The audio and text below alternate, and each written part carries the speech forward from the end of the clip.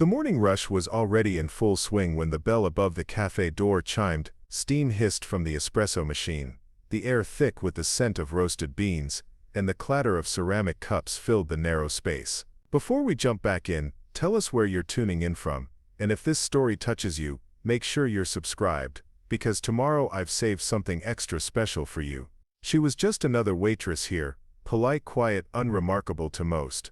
But the man who walked in that morning didn't see her as just another waitress. The gold trim on his navy blue uniform caught the light, his shoulders squared with the kind of posture that comes from decades at sea. He was an admiral, and the moment his eyes locked on hers, the easy hum of the coffee shop seemed to vanish. Because he knew her face, he knew it from a classified after-action report that had never been made public. And more importantly, he knew the medal she'd once earned in blood, a Purple Heart no civilian was supposed to have. Rhea Vance pretended not to notice his stare. She focused on sliding a cup of cappuccino across the counter, her hands steady, her voice calm.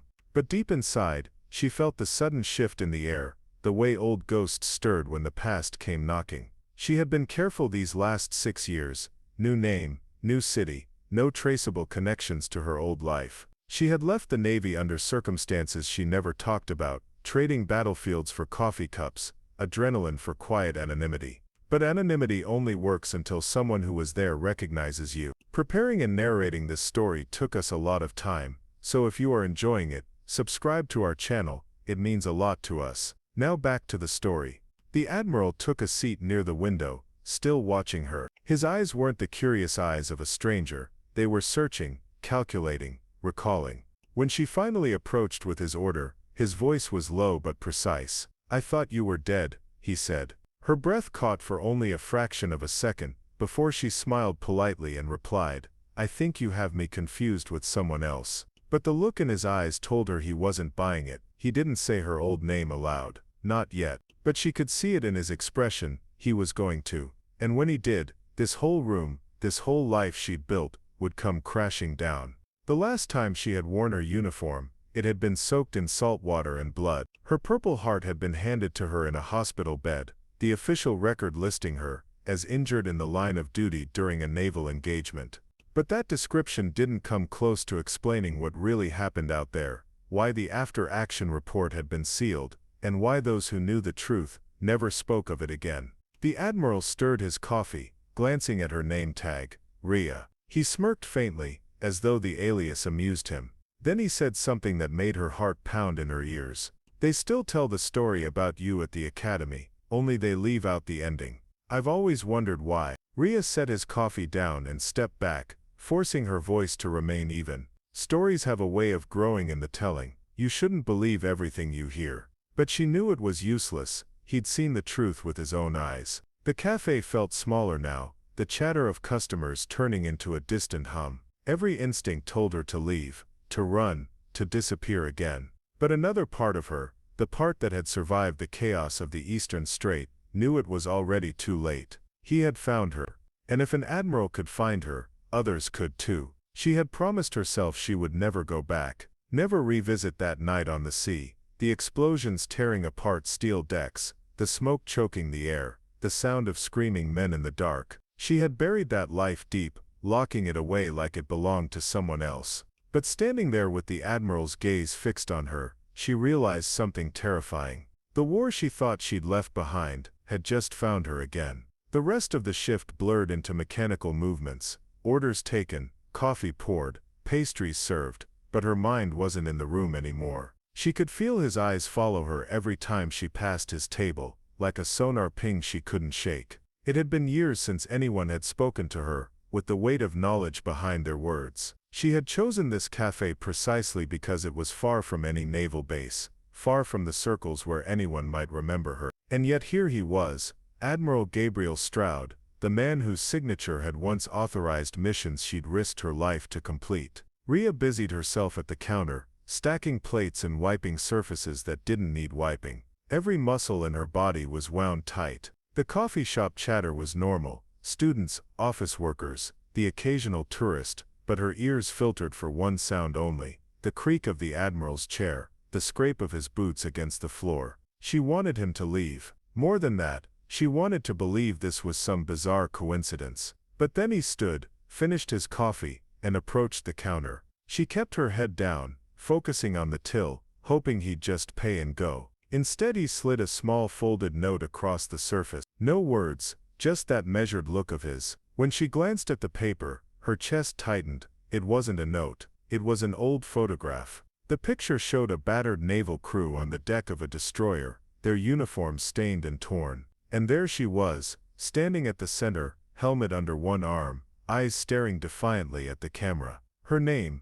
her real name, was scrawled on the back in smudged ink. Not Rhea Vance, Lieutenant Commander Alara Miles. Her pulse pounded in her ears. When she looked up, Stroud's voice was low and deliberate. I don't care what name you're using now, but we need to talk, tonight. There's something you need to know, something that never made it into the official record. She wanted to tell him to get lost, to tear the photo in half, and pretend none of this was happening. But the problem with ghosts is that once they find you, they don't stop haunting.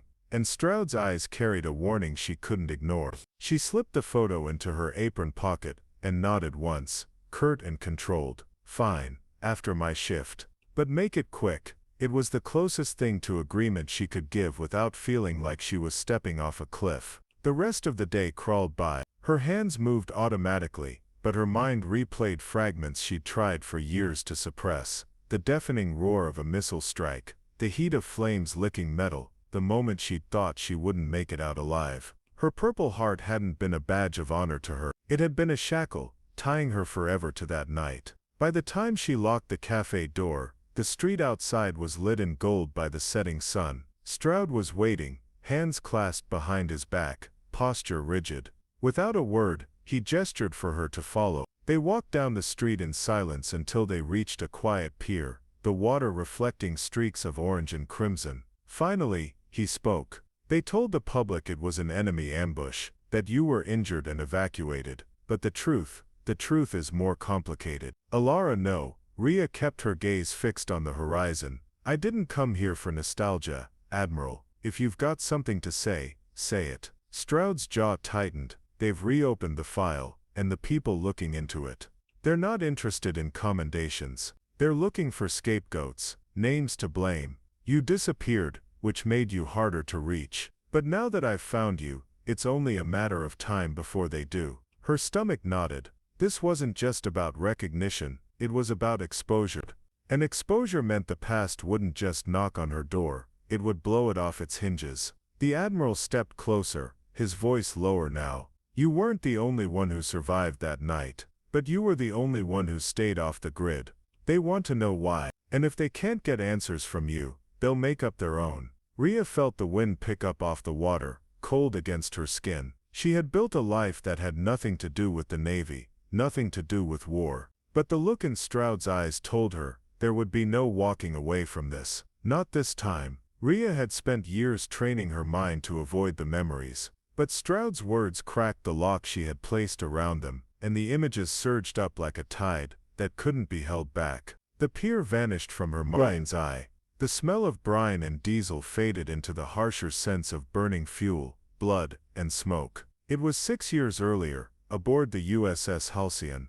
The destroyer had been part of a routine escort mission through the Eastern Strait, an area that always carried tension but rarely erupted into violence. She had been Lieutenant Commander Alara Miles back then, tactical officer, confident, steady, with a spotless record, and a crew that trusted her. The night had been calm, the water almost black under a thin moon, when the first impact hit. It wasn't a glancing strike, it was a direct hit, missile fire from an unknown vessel that hadn't been on radar seconds before. The explosion threw her across the bridge, shattering the display consoles in a shower of sparks. The emergency alarms screamed, but they were drowned out by the sound of the ship's own metal screaming in agony. She had scrambled to her feet, shouting orders over the chaos, directing damage control teams, trying to locate the source of the attack.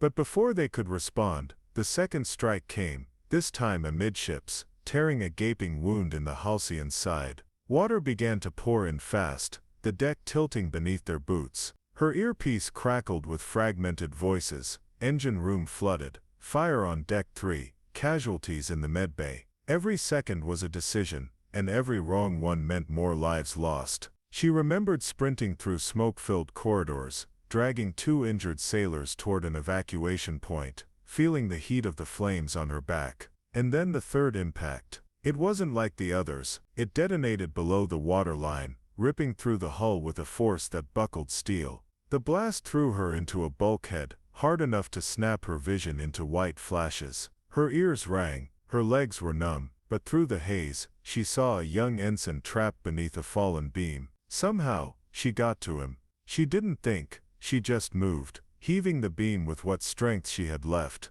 ignoring the pain tearing through her side. By the time she got him free, the evacuation klaxons were blaring, and the deck was nearly submerged. She shoved the ensign toward the lifeboats, ignoring his protests, before the current nearly pulled her under. She barely made it to the lifeboat herself, collapsing as the Halcyon groaned and began to break apart. The last thing she remembered before blacking out was the sight of flames dancing across the water, a burning grave for those they hadn't saved. When she woke in a field hospital 2 days later, Stroud had been there, not as her commanding officer, but as the man who handed her the Purple Heart. He had said she'd earned it for exceptional bravery under fire, but she remembered his expression as he spoke, tight, controlled, with something left unsaid.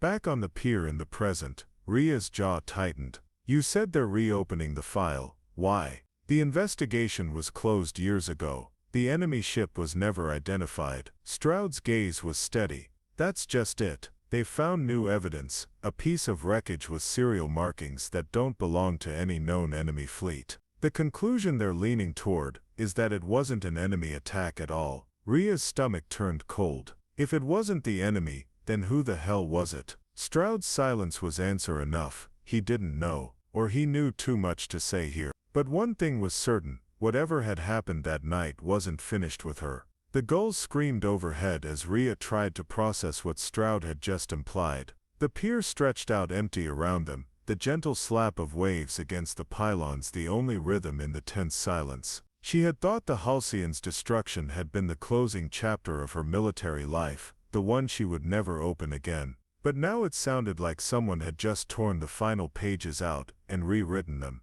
Stroud's voice was measured, but there was an urgency beneath it. 2 weeks ago, a salvage team combing the eastern strait recovered part of the Halcyon's hull. On it were blast signatures, consistent with friendly ordnance, our ordnance. They also found circuitry fragments from a targeting system, one that's supposed to be decommissioned and locked in secure storage. That means someone inside had access. The word hit her harder than she expected. Inside. If the attack had come from within, it wasn't just an accident. It was betrayal. Rhea's mind flashed back to the chaos on the bridge, the rapid precision of the hits, the way the enemy vessel had appeared out of nowhere on their radar. Or maybe it hadn't been an enemy vessel at all. If someone had been feeding targeting data from the inside, they could have staged the entire assault to look like foreign aggression. She folded her arms, scanning the horizon. And what exactly do you want from me, Admiral? I left that world behind. I'm not your officer anymore. You were the highest-ranking survivor, who was conscious during all 3 impacts. Stroud said, stepping closer. The others were either killed instantly, or too injured to recall details. Your testimony could be the key to figuring out who orchestrated this. But it also means you're the one they'll want to silence first. Her chest tightened. That explained his presence here. It wasn't just recognition, it was a warning. The kind of warning you didn't ignore, if you wanted to keep breathing. Stroud's gaze swept the street behind them, his voice lowering.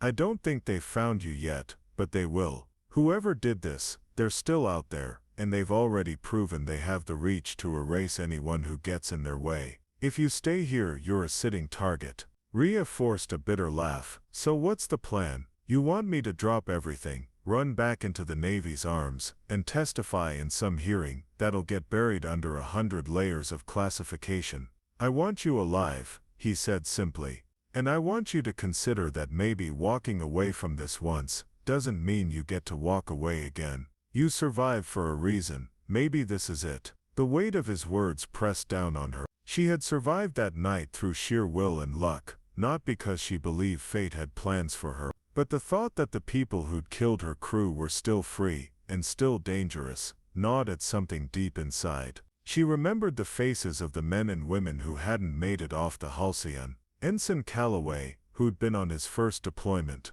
Chief Warrant Officer Vega, who had once told her she made the best coffee on the ship.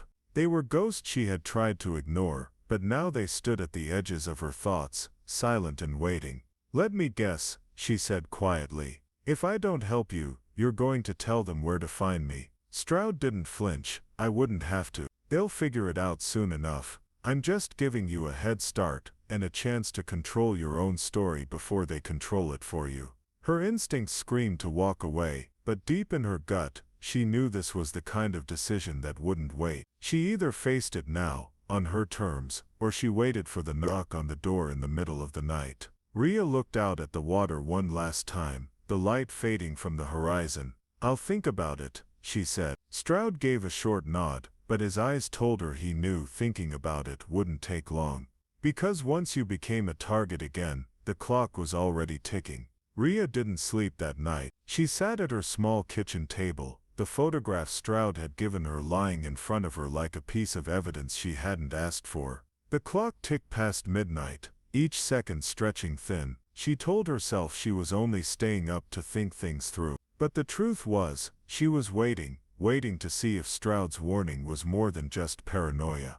Her apartment was small, second floor above a closed antique shop, the kind of place where you could hear every car door slam, and every voice on the street below. The neighborhood was usually quiet by this hour, the only sounds the distant hum of traffic, and the occasional clatter of a stray cat knocking over a trash bin. So when she heard footsteps directly outside her door, her body went rigid. 3 slow knocks, not the impatient rap of a neighbor, or the casual tap of a delivery driver. These were deliberate, measured, like the person on the other side wanted her to know they were there. Her hand went to the drawer beside the table. She pulled out the compact pistol she'd kept hidden since her Navy days, the one she'd told herself she'd never have to use again. Moving silently, she approached the door, glancing once at the peephole. 2 men in dark coats stood in the hallway, their faces shadowed, their stance wrong for ordinary visitors. They weren't here to talk over coffee, they were here for her. She stepped back, weighing her options. The fire escape out the kitchen window was the obvious choice, but it would take her right past the alley below, and if they had someone waiting there, she'd be walking into a trap. The front was out of the question, which left down. Her mind snapped into the same clarity she'd felt during combat, fast thinking, no hesitation. She moved into her bedroom, yanked open the old floor vent, and slid the pistol into her waistband. The crawl space below connected to the antique shop's storage area, and from there to a side exit. As she crouched into the darkness, the front lock clicked. They were picking it. She lowered herself through the vent, careful not to make a sound, the smell of dust and old wood filling her lungs. By the time her boots hit the concrete of the shop's back room, she heard her apartment door swing open upstairs. Muffled voices, footsteps moving with precision. They were searching. She slipped out the side exit into the alley, sticking to the shadows. The cold air hit her face, but she didn't stop. Every instinct told her to keep moving, to put as much distance between herself and that apartment as possible. Her phone buzzed in her pocket. "Stroud," she answered without slowing. "They're here," she said. "I told you they would be," he replied, his voice grim. "Where are you?" "Not staying still long enough for them to find out," she muttered. She could hear footsteps echoing in the alley behind her, too light to be her own, too close to be random. "Get to Pier 6, Stroud said sharply. "I'll meet you there, and for God's sake don't lead them straight to me." She hung up without answering. If they wanted her badly enough to break into her home in the middle of the night, they weren't going to stop. But she wasn't going to make it easy for them either. The next corner gave her a choice, straight toward the main road, where she could disappear into traffic, or left into another narrow passage that would eventually loop toward the pier. She took the left. Somewhere behind her, a man's voice barked an order she couldn't quite make out. But she didn't need to. She'd heard that tone before. It was the voice of someone used to giving commands in the field. She wasn't just being hunted, she was being hunted by professionals. Ria's boots struck the wet pavement in sharp, controlled strides, every sense tuned to the echo of pursuit behind her. The narrow alley was slick from a late-night drizzle, the neon from a nearby bar sign bleeding red across the puddles. Her breath stayed measured, not ragged. Combat conditioning didn't just vanish after 6 years. But her pulse was high, and the weight of the pistol in her waistband felt heavier with every step. She cut a sharp corner and pressed herself flat against the wall, listening.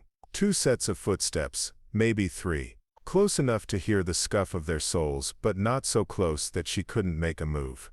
They were disciplined, no shouting now, no unnecessary noise. That meant they weren't worried about drawing attention. It meant they were confident. She didn't like that. The Pier District was only a few blocks away, but between here and there lay a maze of industrial back streets. Warehouses lined the way, their metal siding rusted and tagged with graffiti, their windows dark, perfect cover if you knew the terrain. Dead ends if you didn't. She took the long route, weaving between narrow corridors, stepping over discarded crates and avoiding the deep puddles that would splash and give her away. The men behind her adjusted their pace. She could hear it. They weren't losing ground. At the end of one narrow lane, she spotted the chain-link fence blocking the way.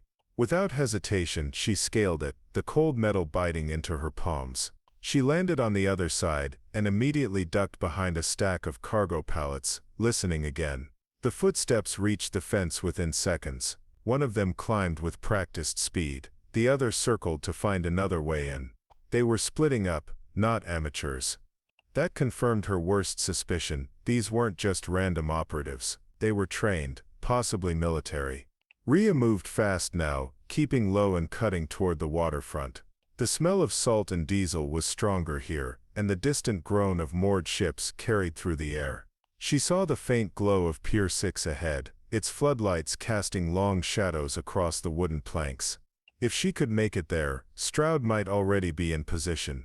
A sudden metallic clang rang out behind her. She didn't look back, just pivoted hard right, ducking into a covered loading bay. Her eyes adjusted quickly, scanning the space, stacks of shipping containers, forklifts parked for the night, ropes coiled on the ground. She reached for her pistol now, keeping it low and close to her side. A shadow moved across the far wall. She froze, then stepped lightly around the corner of a container. A man in a dark coat was approaching from the opposite end, his hand concealed inside his jacket. His stride was steady, deliberate. He wasn't rushing her, he was hurting her. The second one was behind her now. She could hear the faint scrape of his boots on concrete. They were trying to trap her between them. For a split second she considered going loud, firing a warning shot to break the momentum. But the docks were too open. A gunshot here would draw the wrong kind of attention, and she couldn't afford to get pinned down before reaching Stroud. Instead she ducked sideways between 2 containers, moving quickly but silently, cutting a diagonal path that would take her to the water's edge. She could hear the one behind her picking up speed now. He'd realized she was slipping the net. The last gap between the containers opened onto the pier. Floodlights overhead threw harsh beams onto the wet planks, the dark water lapping below. At the far end of the pier, a lone figure stood silhouetted against the lights of the harbor. Stroud, she broke into a run. Behind her, one of the men shouted, the sound sharp and frustrated. Boots pounded the wood as they followed, but she didn't slow. Stroud stepped forward, one hand lifting the edge of his coat just enough to reveal the holstered sidearm at his hip. When she reached him, she didn't waste words. They're armed, trained, and they're not here to talk. I figured, he replied calmly, scanning past her at the 2 shadows closing in. Good thing I didn't come alone. From the dark water beside the pier, another figure emerged, broad-shouldered, dressed in black, moving with the fluid precision of a special operations diver. He climbed onto the pier without a sound, a suppressed weapon in his hands. The men chasing her stopped short. They weren't expecting resistance. For the first time since the chase began, Ria felt the balance shift, just slightly back in her favor. The night air off the water was sharp enough to sting the lungs, but Ria barely felt it. Her eyes were locked on the 2 men at the other end of the pier, predators caught mid-hunt, suddenly unsure if they were still the ones in control. The diver who'd emerged from the water took up position beside Stroud, his suppressed rifle angled low but ready. He didn't need to speak, his presence alone rewrote the balance of power. The taller of the two pursuers took a half step forward, his hands raised slightly in a calculated display of non-aggression. But his eyes were cold. "Lieutenant Commander Miles," he said, using the name she had buried. "You've been very hard to find." Rhea didn't move. She didn't answer, but hearing her real name in the open made her jaw tighten. Beside her, Stroud's stance shifted subtly, his weight moving onto the balls of his feet. He was ready for whatever came next. The man continued, his voice steady. "We're not here to harm you. We're here to offer you a chance to tell your side before others decide it for you. The investigation is moving fast, and if you cooperate now, you can protect yourself." It was the kind of pitch Rhea had heard before, half truth, half threat, wrapped in politeness. She'd learned long ago that people who said "we're not here to harm you" usually meant "we'll harm you later, if you don't play along." "Funny way of asking," she said, her tone flat. "Breaking into my home in the middle of the night, chasing me through the docks. What's next, handcuffs or a bullet?" The shorter man, who'd been silent until now, took a step closer. His coat shifted just enough for her to see the matte black grip of a suppressed pistol. "That depends on whether you keep running," he said. Before Rhea could respond, Stroud spoke up. "You have two choices," he said, his voice carrying the calm authority of a man used to giving orders. "You walk away right now and pretend you never found her, or you keep pushing and find out how quickly you can disappear into the harbor." The taller man's gaze flicked to the diver's weapon, then back to Stroud. For a tense 5 seconds, no one moved. The only sound was the slap of the water against the pier. Then, without warning, the shorter man's hand twitched toward his weapon. The diver reacted first. His rifle came up in a smooth, silent motion, the suppressor aimed directly at the man's chest. The taller one grabbed his partner's arm before things went too far. "This isn't over," the tall one said finally, his voice still even but with an edge now. "You can hide her for a night, maybe 2, but she's a witness. And witnesses don't stay hidden forever." They backed away slowly, retreating down the pier until the darkness swallowed them. Rhea didn't relax until she heard their footsteps fade completely. Stroud turned to her. "Now you see why I said we don't have much time." She exhaled, steady but sharp. "They're not Navy. Who are they?" Stroud's eyes were unreadable. "Private contractors, the kind hired to make problems go away without paperwork. If they're involved, it means this goes deeper than a simple cover-up." Rhea glanced toward the end of the pier, where the men had vanished. "Deeper how?" Stroud hesitated, then finally said it. "The Halcyon wasn't the only ship hit that month. 3 others went down in enemy action incidents, different seas, different fleets. But the blast patterns match, and every time, there was one survivor who went missing afterward."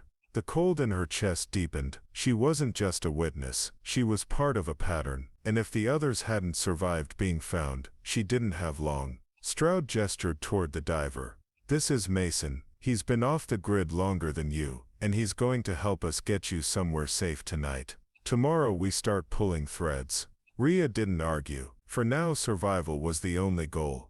But as they moved toward the small boat tied at the far side of the pier, one thought anchored itself in her mind. If someone had turned on the Halcyon from the inside, she needed to know who. And when she found them, there wouldn't be anywhere on Earth far enough for them to hide.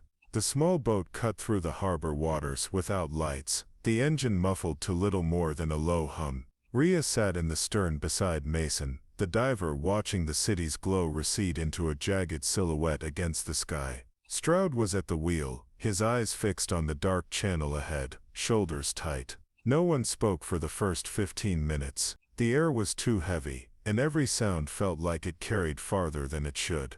Rhea tried to read Mason in the dim light, but the man was unreadable, his face hidden under a hood, his movements quiet and precise. Even when he adjusted the rifle slung across his chest, there was no wasted motion. He was the kind of man who had lived too long in places where hesitation meant death. Finally, Stroud broke the silence. "We'll dock at a private inlet, then take a truck inland. The safe house is in a place no one's going to stumble across by accident." Rhea didn't look away from the water. "And what happens after we get there?" You've got a plan to deal with whoever's after me, or are we just hiding until they lose interest? They won't lose interest, Stroud said without turning.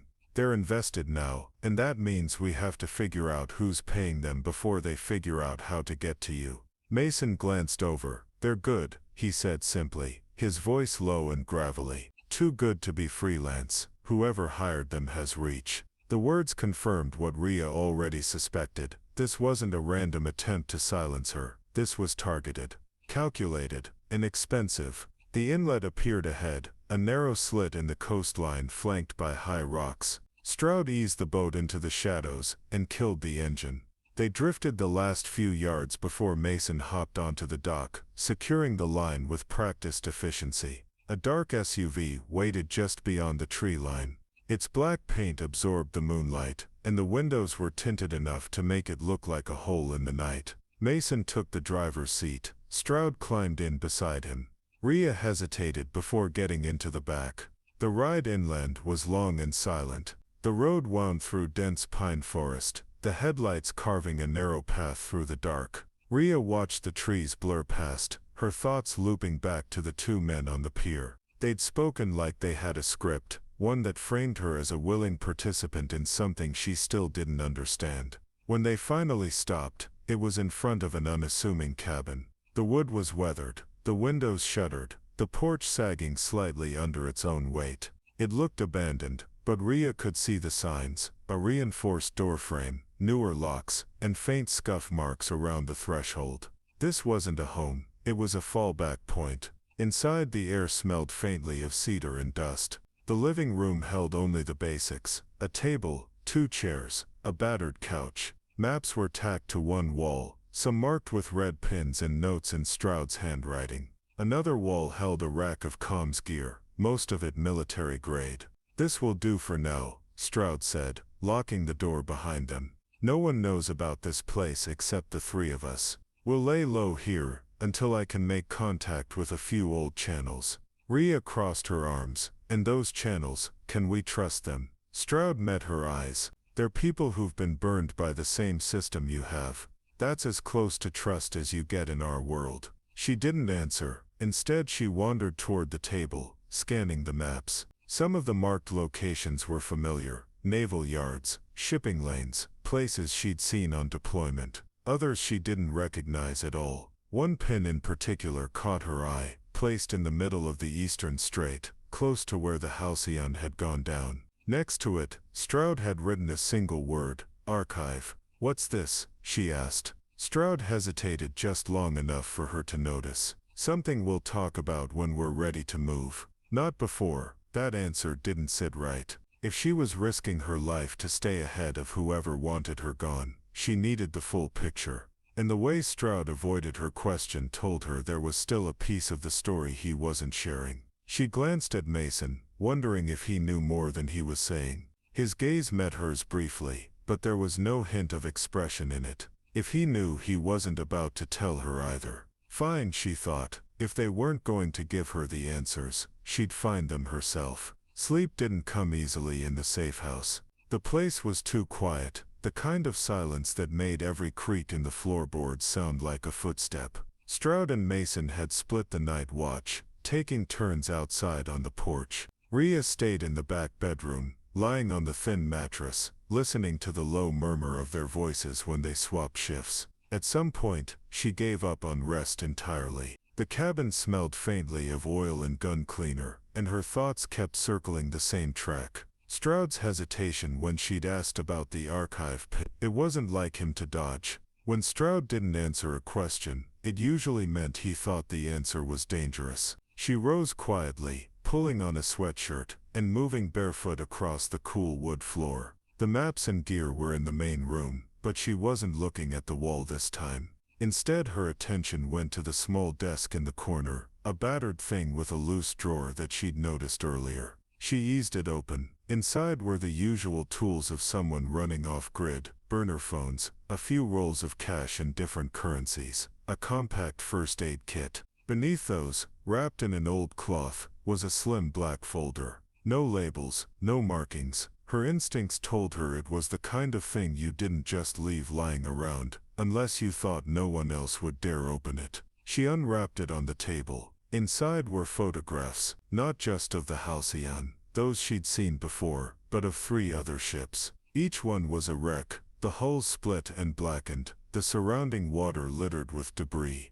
In each case, there was a date and a location scrawled in Stroud's handwriting, all within a 6-week period. But that wasn't what stopped her cold. The last page was a grainy satellite image showing a vessel she didn't recognize. It wasn't a destroyer or a frigate. It was something different, long, low, with a strange angular hull that almost blended into the water. In the margin, Stroud had written a single phrase, "Signal origin, matches all incidents." Her pulse quickened.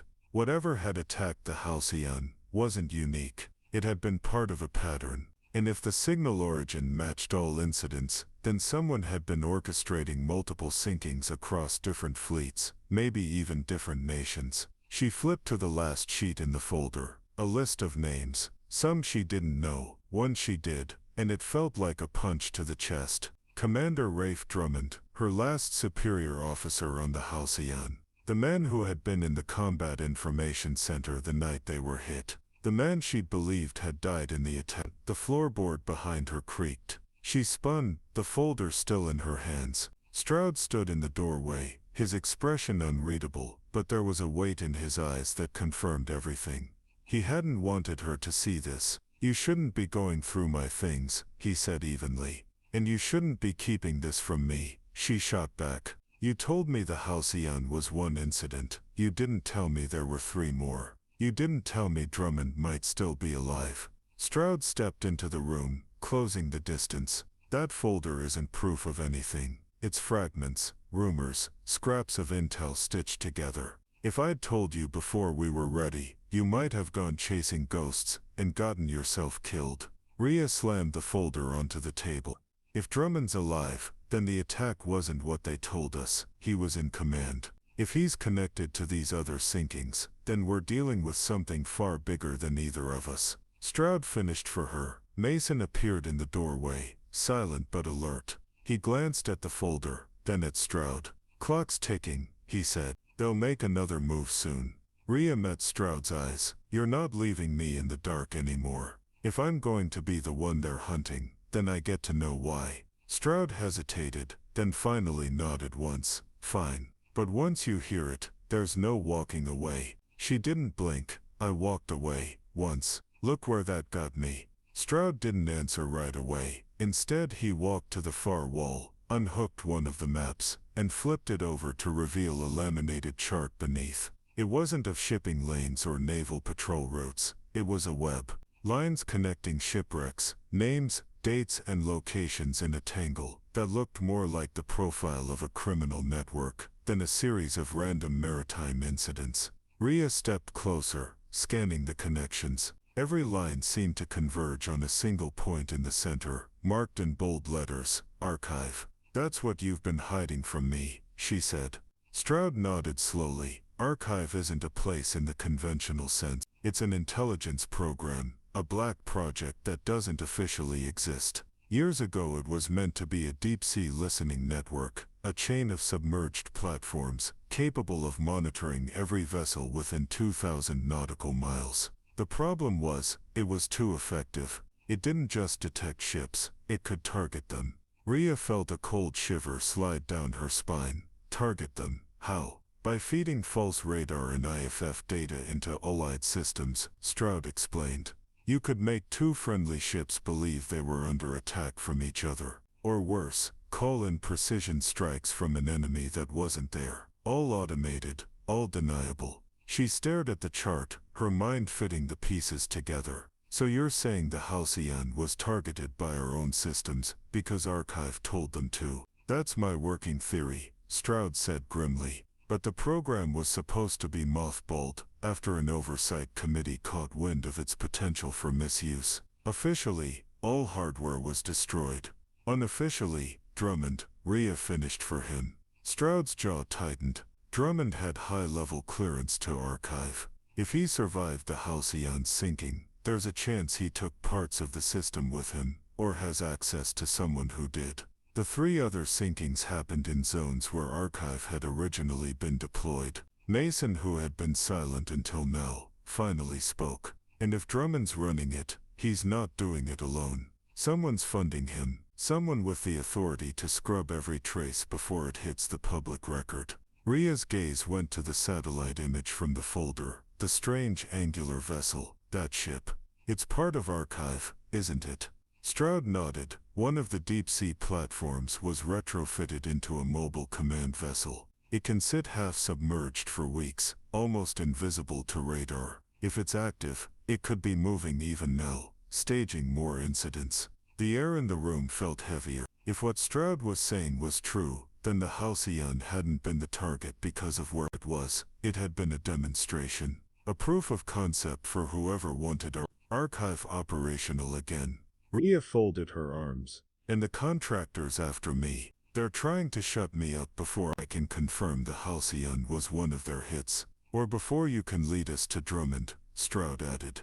They may think you know more than you do. That makes you dangerous to them. She let out a sharp breath, feeling the weight of it settle in her chest. For years she had blamed the attack on bad luck, bad intel, and a nameless enemy. Now she was staring at the possibility that it had been deliberate, engineered by someone she trusted. Her jaw set. So we find Drummond, we take it apart. Stroud didn't smile, but there was the faintest spark in his eyes. That's the plan. But it's not as simple as storming a ship. We need proof that we'll survive the kind of erasure they're capable of. And for that we have to get to a dead drop inside the network before they do. Mason crossed to the comms gear, flipping a switch that brought a soft green glow to the room. Then we move soon. Weather turns tomorrow night. If we're going to slip past the surveillance net, it has to be before the storm. Ria looked between them, the decision forming in her mind like steel cooling into shape. She wasn't just going to help them, she was going to see this through to the end. If Archive had taken the Halcyon, it had taken her crew. And if Drummond was behind it, he wasn't just a traitor, he was her mission. By dawn, the storm warnings had already begun scrolling across the emergency channels. The wind carried the smell of rain, sharp and metallic, and the sky over the coast had taken on that low, bruised look that promised trouble. Stroud seemed almost relieved by it. Bad weather meant fewer eyes in the air and on the water. It meant they might have a window to move. The dead drop wasn't a file in a desk or a locker in some forgotten base. It was a secure relay buried in the back room of a decommissioned coastal station, one of the last physical nodes left from Archive's original network. According to Stroud, anything sent through it couldn't be intercepted or traced without direct access. If they could plug in, they might pull logs, routing tables, and archived targeting data. Ria rode in the back of the SUV with Mason driving and Stroud in the passenger seat. The roads inland were rough, a mix of cracked asphalt and gravel that crunched under the tires. They passed more than one road, sign riddled with bullet holes, reminders that this part of the coast didn't see much law enforcement. "How sure are we no one else knows about this place?" Ria asked. Stroud didn't turn around, sure enough to bet our lives on it. Not sure enough to take our time getting there. The coastal station came into view as they crested a ridge, a squat concrete building half hidden by scrub and salt-bleached fencing. Its windows were boarded, and a faded Danger and stable structure sign flapped in the wind. It looked forgotten, which made Ria's stomach tighten. Things that looked forgotten rarely were. Mason parked in the lee of a dune, the SUV hidden from the road. He popped the rear hatch and handed Ria a compact SMG, folding stock already extended. "Short corridors inside," he said simply. They moved fast across the sand, wind whipping grit into their faces. Stroud used a crowbar to pry open the rusted service door, the metal groaning loud enough to make Ria wince. They slipped inside, the air stale and cool. The interior was a maze of narrow hallways and peeling paint. Old cables ran like veins along the ceiling, some dangling loose. A faint hum somewhere deeper in the building told Ria that at least part of the power grid was still active. They found the relay room behind a locked steel door. Mason knelt, tools in hand, working the old mechanical lock. Stroud scanned the hallway behind them, every muscle tense. It took less than 30 seconds before Mason's pick clicked and the door swung inward. The relay sat against the far wall, an armored rack of servers and comms modules, most dark, a few lights still blinking in slow rhythm. Stroud crossed the room and plugged in a portable drive, fingers moving with practiced speed over the control panel. "We've got about 5 minutes before the system pings the mothballed network," he said. "If it's still partially active, someone might notice the signal. We need to grab what we can and go." Rhea kept her eyes on the doorway, listening to the wind howl outside. For a few moments the only sound was the faint click of Stroud's work and the low hum of the relay. Then from somewhere deep in the building came another sound, boots on concrete. Mason's head snapped up. "That's not wind." Stroud didn't stop typing. 2 more minutes. "Can you hold them?" Rhea's grip on the SMG tightened. "Hold them, yes," quietly. "Maybe not." The footsteps grew closer, echoing up the hall. There were at least 3, maybe 4 sets, moving with the kind of precision that meant they weren't just scavengers. These were the same kind of men who'd come for her apartment. Mason slid into position beside the doorway, knife drawn. Rhea took the other side, the weapon braced against her shoulder. The first shadow appeared in the hall, a man in dark gear, rifle raised. She didn't hesitate. The SMG coughed a short burst, the suppressor dulling it to a hard thud. The man went down instantly, his rifle clattering against the wall. That broke the silence. Shouts followed, sharp and urgent. Another man leaned into view, firing a tight burst that shattered an old light fixture above Rhea's head. Mason was on him before the second shot, the knife flashing once before the body collapsed. "Time," Stroud barked. Rhea glanced back. He'd yanked the drive free and was already shoving it into a pouch on his vest. "Got it, move." They fell back fast, Mason leading, Rhea covering, Stroud close behind. The corridor twisted left, then right, the exit door just ahead. But as they reached it, another figure stepped into view outside, tall, broad and wearing a mask that covered everything but the eyes. Those eyes locked on Rhea, and even through the wind and rain, she thought she saw recognition. The wind whipped hard across the dunes, driving needles of rain against Rhea's face. She had the SMG shouldered, finger resting on the trigger, but the man in the mask didn't move like the others. He stood steady in the storm, as if the chaos around them was nothing but background noise. Mason shifted his stance beside her, blade still in hand, eyes locked on the figure. "Not standard muscle," he muttered. The masked man finally spoke, his voice deep and even, carrying easily over the howl of the weather. "You've been hard to pull out of hiding, Lieutenant Commander Miles." Hearing her name in that tone was like ice water down her spine. Not a question, not a guess. A fact. Rhea didn't lower her weapon. "You've got 2 seconds to explain why I shouldn't drop you right here." The man tilted his head slightly, as though studying her. "Because I'm the only one who can take you to Drummond before he vanishes again."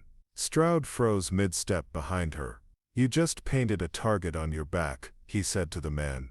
"Where is he?" The masked figure's gaze flicked to Stroud, then back to Rhea.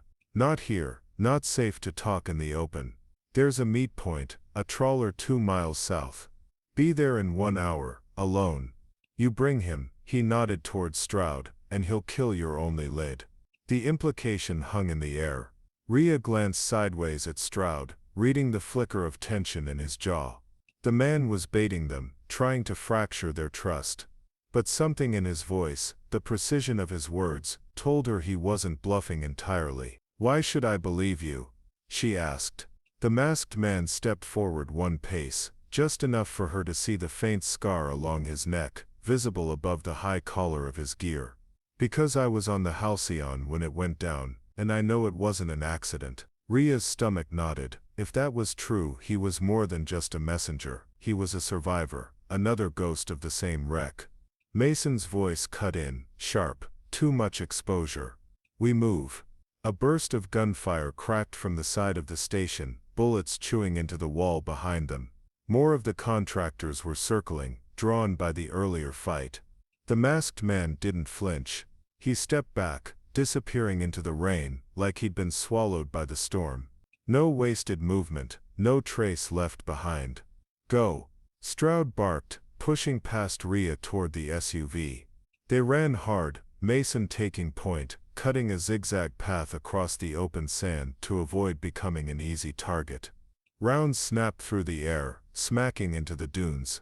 Rhea kept low, covering their retreat until they slid into the vehicle.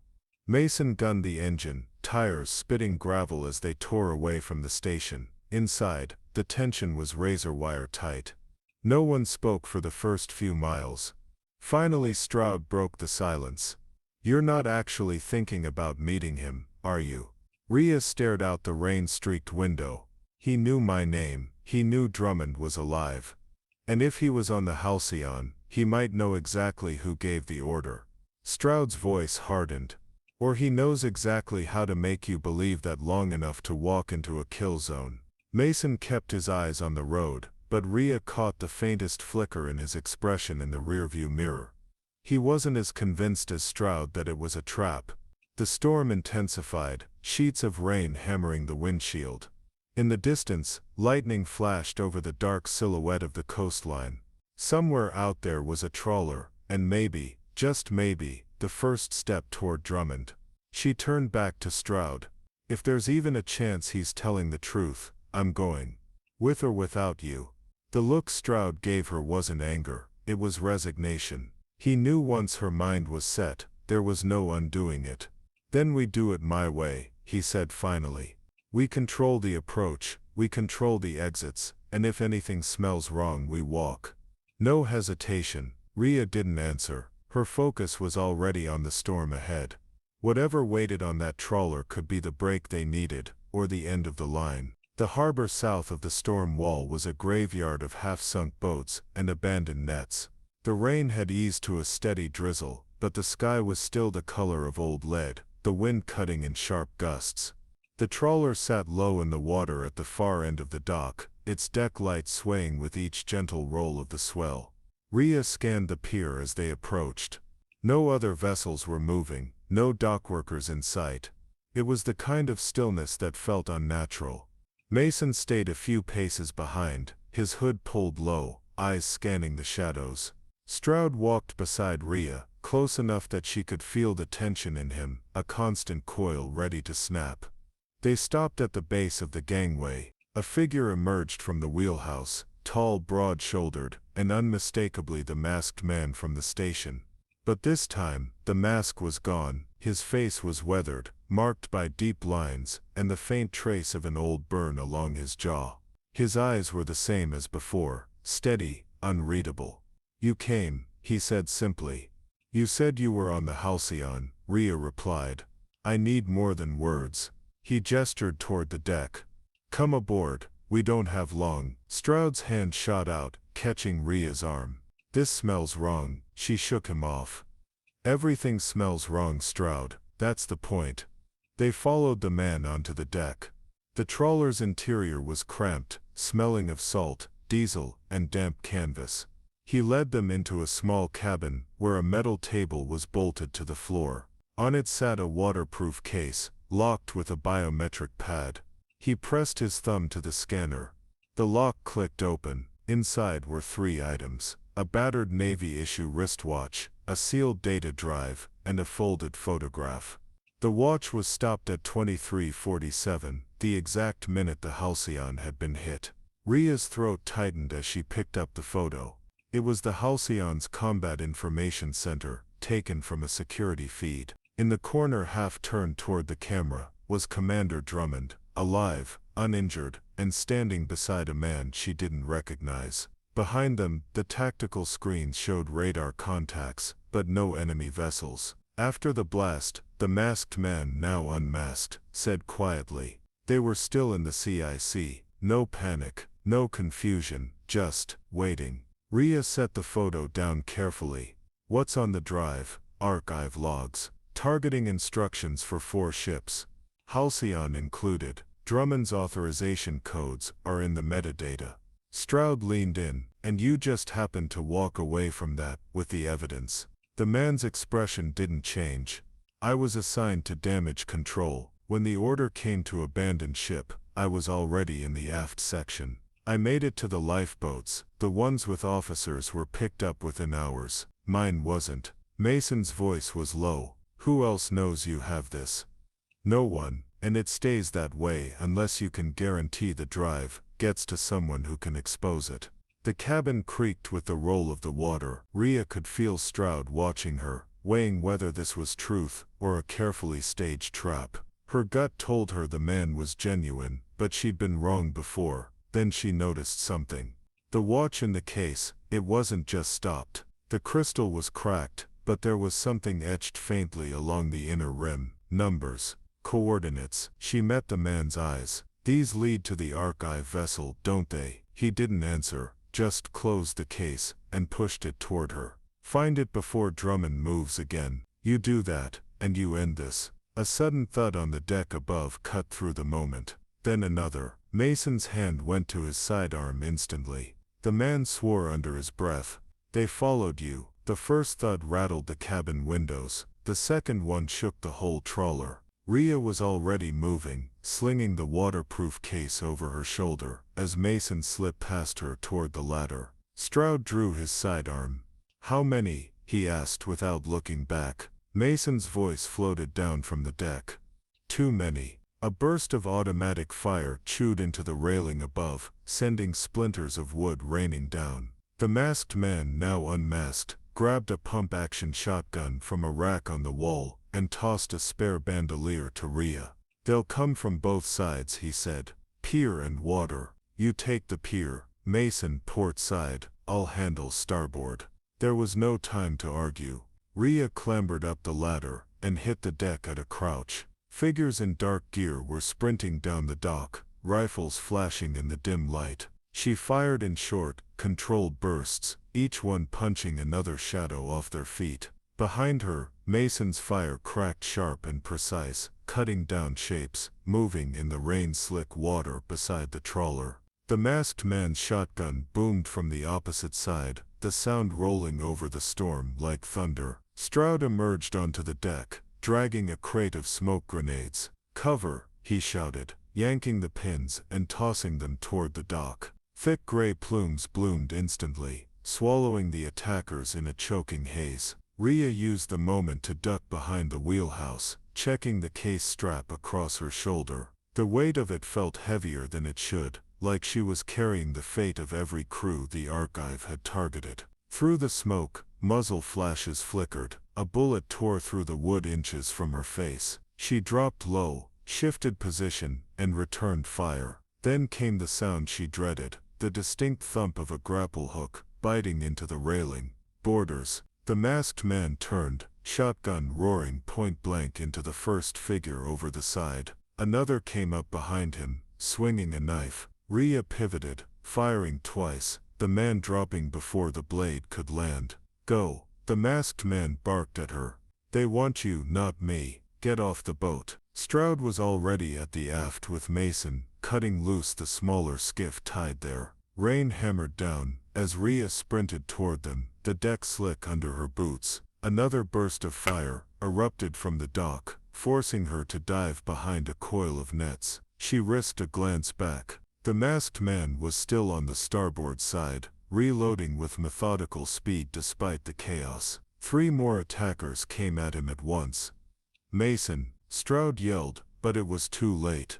The masked man didn't move to retreat. He stepped forward, shotgun blazing, cutting down 2 before the third tackled him hard against the railing. The struggle lasted seconds, then both men went over the side into the black water. Now, Stroud roared. Mason gunned the skiff's motor the instant Rhea and Stroud hit the seats, the little boat surging away from the trawler. Behind them, the smoke thinned just enough for Rhea to see more figures swarming onto the larger boat. She scanned the water desperately, searching for any sign of the masked man. Nothing. Stroud's hand was on her shoulder. He knew what he was doing.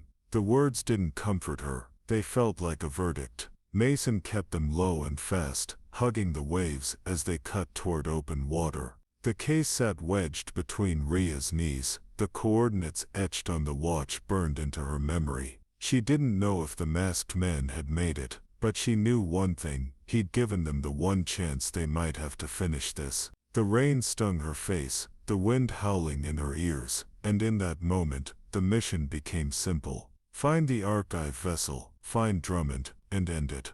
The coordinates led them deep into the gray expanse of the eastern strait. The storm had broken overnight, leaving the sea glassy and deceptively calm. A pale sun struggled through the haze, turning the water to liquid silver.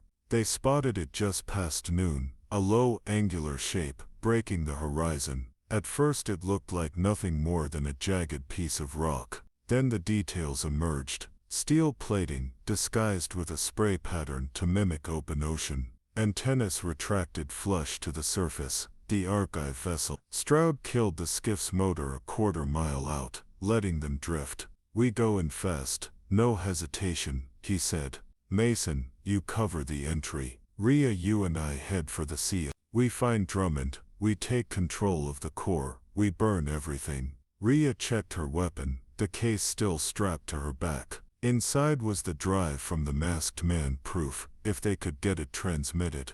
They closed the distance under the cover of silence. A single sentry paced the stern platform. Mason took him down with a clean suppressed shot, his body slipping soundlessly into the water. The boarding was swift. Up close, the vessel felt even more unnatural, its hull rising barely above the waterline, designed to be invisible until you were on top of it.